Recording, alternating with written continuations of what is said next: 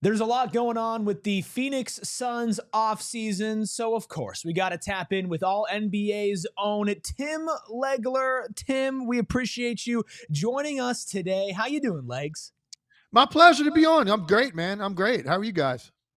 You know, the offseason has been treating us well. However, it did come a little bit early, and now we're in the middle of a coaching search, and we're just trying to make sense of it all. Obviously, the Suns season has been over for a while. You've been focused on playoff basketball, but now that this season has been left in the dust, what were your final thoughts on the 2024-2025 campaign from this team? Well, it's unfortunately, I guess, another massive underachievement. I mean, how else can you really describe it? I think that sort of typifies what's happened here the last couple of seasons, and it's really just a difficult situation because they've had two different coaches over the last 2 years, both of whom had won championships in this league. So they came well respected. They had proven that they could win. Each guy got 1 year, one opportunity to coach this team. Clearly, the fit wasn't great in either case for different reasons, but you looked at the talent on paper. I actually really liked the acquisitions that they made going into this past season. Thought that they improved their team. And, injuries played a part as they do with, I feel like, a lot of teams in this league. I talk about injuries way more than I would like to and how it affected and derailed teams or months for teams or the entire season in some cases. So, yeah, that played a part. But we saw enough of a sample size with the group that they had to realize that it just doesn't work. Like the chemistry is just not there. The connection to the head coach has not been there the last two seasons. I didn't think there was enough fight out of this group. And I called a couple of Phoenix Suns games this year, so I was able to see it courtside, and you can pick up on things when you're sitting there more so than watching a game on TV. I didn't think there was a ton of resolve out of this group. I didn't think they handled adversity very well. And I think that it didn't look to me like there was just a great energy and vibe and connection on this roster with each other first and then also with the head coach. And when you add all that up, you get an underachievement based on the talent at the top of this roster. I don't think there's any other word for it. Tim, it feels like the time has ran out for this big three iteration for the Phoenix Suns. I'm curious, what are your thoughts on that sub-segment of this team? And do you feel like they should go with a Booker-centric roster, or do you feel like some faction of that big three should still exist going into next season? I mean, if it were me, I think I would probably move toward the direction of the first part of that question, the Devin Booker centric team. I mean, that was a team that was able to get to an NBA final with Devin Booker as your centerpiece. You don't necessarily need three scoring stars in this league. One superstar, one all-star caliber scorer, and then a roster built around defense and depth. We've seen it is good enough to win in this league. I basically just described the Oklahoma City Thunder. I think I probably just described the Minnesota Timberwolves roster as well. Those two teams are playing for the right to go to the NBA Finals. They've got one superstar each, Anthony Edwards, Shai Gilgeous-Alexander. They've got one co-star next to those guys, Jalen Williams and Julius Randle, and the rest of their roster is built around defense, depth, and guys that understand their role, willing to accept the role, stay in their lane, and seem pretty connected to their head coach. That's what I just described. You're not talking about teams that are just going out there. This isn't the Warriors team with Kevin Durant on it that just overwhelmed you with talent that nobody could answer and had a great style of play as well. That's not what I'm describing here. And so for me, taking that approach, I think, could be the way to go forward. Now, to do that, you'd have to look at moving Kevin Durant. You'd have to look at Bradley Beal waiving his no trade clause and be willing to go somewhere else. He was unwilling to do that this past year. And look, I still believe in Kevin Durant. Kevin Durant's a great player. Kevin Durant can be a tipping point for a lot of teams in this league in winning a championship if he were to go there. I don't think it's going to happen with this group. So maybe even Kevin Durant now would be open to exploring, greener pastures somewhere else. I'm not sure how Bradley Beal feels about everything now. Know how he felt about it in the moment. Didn't want to waive the no trade. Maybe he'll look at things differently over the summer. Does he want to come back to another dysfunctional situation in a team that's going to underachieve, or does he want to go somewhere potentially where he can be a difference maker on a team that's playing relevant games, later into late April and into May? So for me, I think that's a formula that is now proving that you can succeed with in this league. You don't need three guys anymore that are sort of ball dominant scoring type players. There's other ways to go about it. You mentioned you still believe in Kevin Durant. Steven and I also still big believers in what he can do going forward, even at the later part of his career. Obviously, the Suns gave up the farm to get him. Mikal Bridges, Cam Johnson, Jay Crowder, all the first-round picks you could possibly imagine. Where do you see Kevin Durant's value going into this summer for maybe a team like a Houston or another one of these contenders that is desperate to make a win-now move? There's no question that Kevin Durant is the guy that some of these teams need. Like, you look at Houston, it's amazing. It actually was, to me, the strongest case for Ime Udoka for Coach of the Year. The fact that this team was second in the Western Conference in a loaded West, difficult conference, finished second, and we were like wondering, like, is anybody on this roster going to make an all-league team? I mean, think about that. You can't even identify necessarily who their best offensive player is on any given night. You got Alperen Sengun, you got Jalen Green. Like, I don't think either one of those guys are shoo-in to make an all-league team. So they're, again, a team built around their defense. They're younger guys, particularly in the way that they defend. And then offensively, they've got a couple of guys that they build it around with the two I just mentioned. And then role players that on a given night, man, you don't know who it's going to be. They need a guy that's more of a alpha offensive player that's capable of going and getting you difficult buckets against great defenders and great defenses. Kevin Durant kind of describes that. You look at a team like the Orlando Magic. They got two big time offensive forwards on that team, and they're great defensively. I mean, they're as good as anybody in this league defensively outside of Oklahoma City. It's not enough offensively. You get into the playoffs, you're having a difficult time getting to 100 points. That's just not going to get it done in the modern era of the NBA. And I'm not saying that Orlando can make a move to get Kevin Durant, but there are teams out there that are young. Detroit's another one. Young. They've got some talent enough because of their defense to keep them in the mix every night, but certainly not good enough to contend. Kevin Durant could be the difference maker on some of those teams because he still is a guy that has an answer for any defense in front of him. And that's what those teams lack. Tim, kind of tying the playoffs and the teams that are actually in it with looking at the lens through the Suns. You look at Karl Anthony Towns, you look at Miles Turner, you look at Rudy Gobert, you look at Isaiah Hartenstein. These are versatile centers that give value on both ends of the court. For the Suns, that was probably their weakest point this season. How important is it to have a center that can kind of punch up in respect to the centers that we just got done speaking to going forward? I mean, the versatility on that end of the floor is really important. At that position, rather, is really important. I mean, and it doesn't mean that they've got to be necessarily a three-point shooter like a Miles Turner or a Karl Anthony Towns, the two guys that you mentioned. But what it does mean is that they've got to have versatility defensively, that laterally they can. Even Mitchell Robinson, you saw it in the Boston series. Like, he's a guy that, he struggles at the free throw line, can't make a shot outside of really a layup or dunk. And yet he had massive impact in that series because laterally he can jump out onto a smaller player, do a reasonable job containing them. And if he is beat, he's athletic enough to track them to the rim and make a play. And his presence in there changes the way you view penetration against those teams.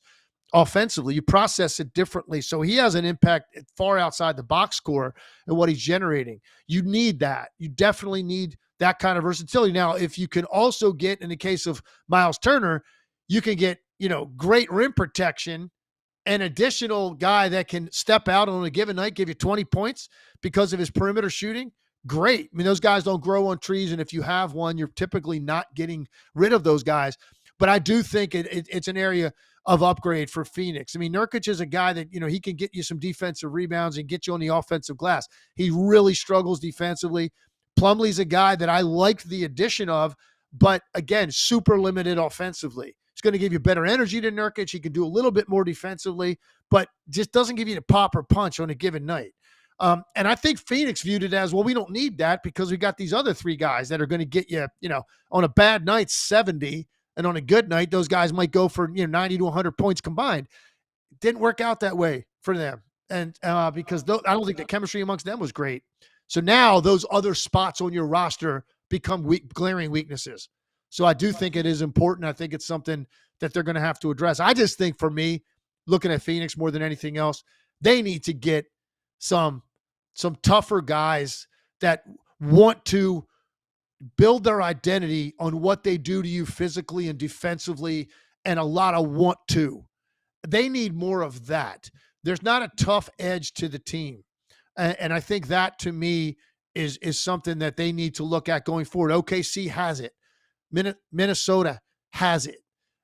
Indiana and New York, to a certain extent, but they're so good offensively at times with their top guys, even being mediocre or a little bit above average defensively is good enough because of how good they are offensively.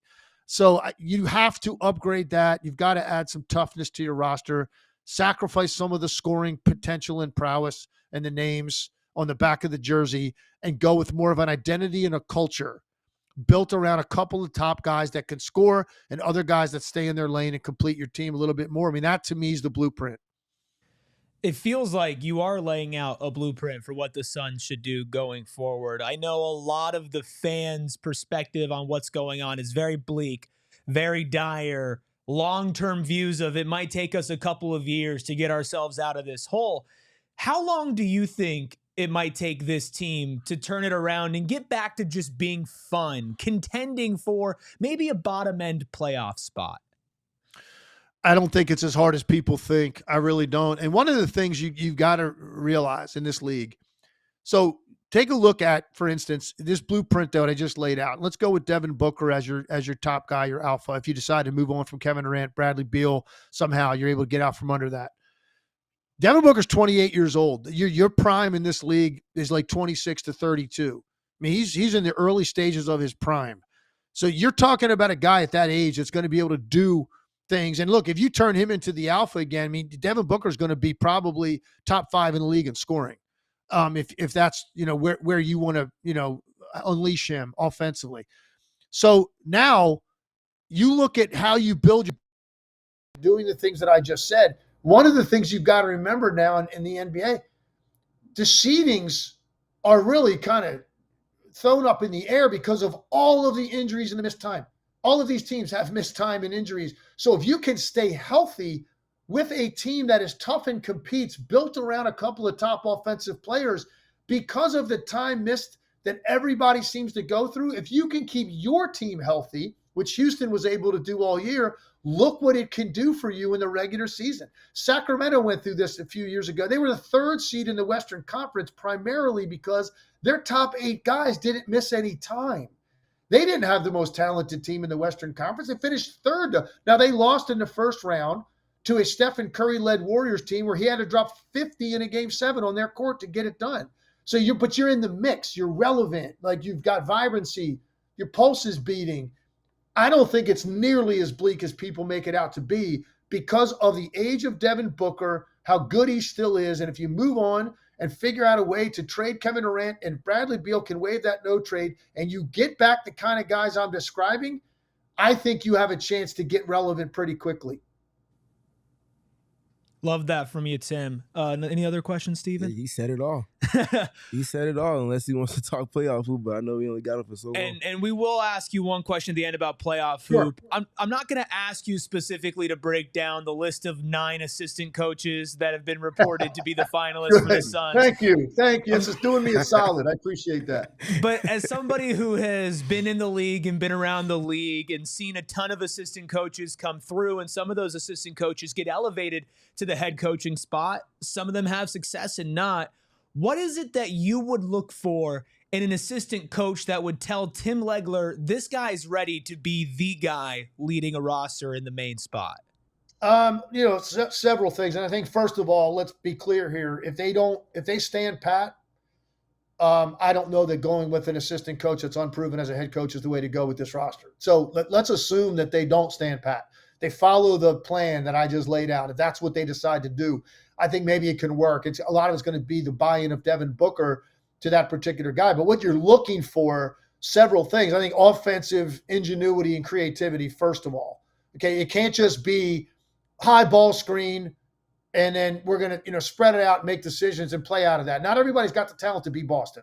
So you've got to have some offensive ingenuity and creativity with your motion, your player movement, your ball movement, so that guys can get a buy-in right away. Man, this guy's sharp, knows what he's talking about. Day 1, day 2 of camp, it's obvious that this guy knows how to maximize a team offensively. Great communicator. I think communication is key. A guy that's relatable to the roster. So not a guy that comes off that he's just giving you something where he's trying too hard to connect to the players. It's got to come natural charisma and communication skills, really important. And then I think he's got to have guys that he's going to surround himself with, his staff, that understand defensive preparation, because for me, that's the quickest way to turn this around and become relevant, is change your identity into a team that can get physical and defend. And I don't know that maybe this guy you hire, that's his specialty, and then he's got to go hire offensive coaches to handle what I just said offensively. Either way, as long as the staff is able to supplement what the weaknesses are of the guy that you hire, because very few guys are going to be great on both ends. They're probably either a guy that's been known as an offensive mind or a guy that's great defensively, this preparation. Then the staff has to supplement what he doesn't do well. But the communication and the charisma are key, I think, right off the bat in connecting to the roster, because you're coming in unproven. You've never been in the hot seat, and it's a totally different feel, different level of communication with your team. So it's not an easy choice, and there's got to be a buy-in on the part of your top guy. And if you decide to stay with Booker and build around him, then Devin Booker probably has to have some buy-in. Tim, kind of to close things out for you here. Not going to ask for predictions per se for these conference final series, but maybe what's one thing in each series that you're kind of looking forward to watching develop as these series get rolling in today? I will tell you this, going into the Final Four here, I think it's the first time that I can remember 24 years of getting to this point in the season at ESPN that I can honestly tell you I will not be very surprised at all by any combination of these 4 teams ending up in the finals. If I had to lean one way or another, it'd be Oklahoma City and Indiana. And the reason I would say that is because I think Indiana right now, when you look at the playoff body of work for all of these teams, Indiana's had what I would call the cleanest sheet, meaning they've played the closest to their best that I saw during the regular season, the most consistently in their playoff run. They're 8-2 in the playoffs, and of those 10 games, they have been as more consistently close to their best level of play. So they're clicking right now, and their offense is incredibly difficult to defend. This is a totally different animal than what the Knicks saw in the last 2 series, particularly in the Boston series. Boston is going to be high ball screen or ISO, break you down with individual talent, and then spread you out and shoot 40 to 50, or in case of game 1, 60 3-point shots. That's not what Indiana's going to do. They're going to play fast up the floor. You got to have a state of readiness much earlier in the clock against Indiana.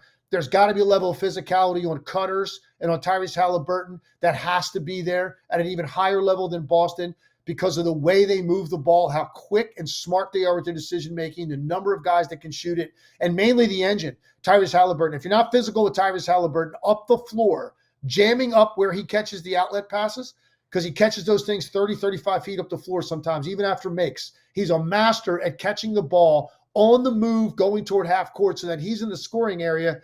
I think he does it better than any player I've seen since Steve Nash at catching outlets up the floor with movement. It's really an art form. Most point guards run back to get the ball. It slows everything down. He's always moving forward. So now you're the pressure put on you in the first 6 seconds of the clock is totally different than any team in this league. So therefore, that requires a higher level of state of readiness. Cross matches, they'll just torch you if you get into a cross match situation against them defensively. So the key for the Knicks, jam him up in the backcourt, jam him up as he comes over half court, tries to get that first brush screen 40 feet out. That's where he wants to start going. You've got to be up in him, bump him, hit him. The guy guarding him, the guy helping on the screen. Tyrese Halliburton's the key to the whole series. If Tyrese Halliburton has freedom of movement in this series and he gets into a rhythm, Indiana's got a great chance of playing in the NBA Finals. If the Knicks can get physical with him and limit him and attack him on the other end, maybe get him in foul trouble, make him work really hard to guard Brunson or guard ball screens if they can get switches, I think the Knicks have the upper hand. But so for me, it's Halliburton, man. That's the key to the whole thing. It's impossible to not get smarter when listening to you, Legs. We do really appreciate you taking some time out of your busy schedule to talk about the lowly Phoenix Suns with us. Of course, you can catch Legs on the All NBA podcast on ESPN, breaking down all the games, just everywhere talking basketball. Legs, we appreciate you so much. Thank you. Appreciate you guys having me. Remember, I was a Sun for a very brief time, but I was a Sun. So all I got to say to the Suns fans is just like Annie said, the sun will come out tomorrow.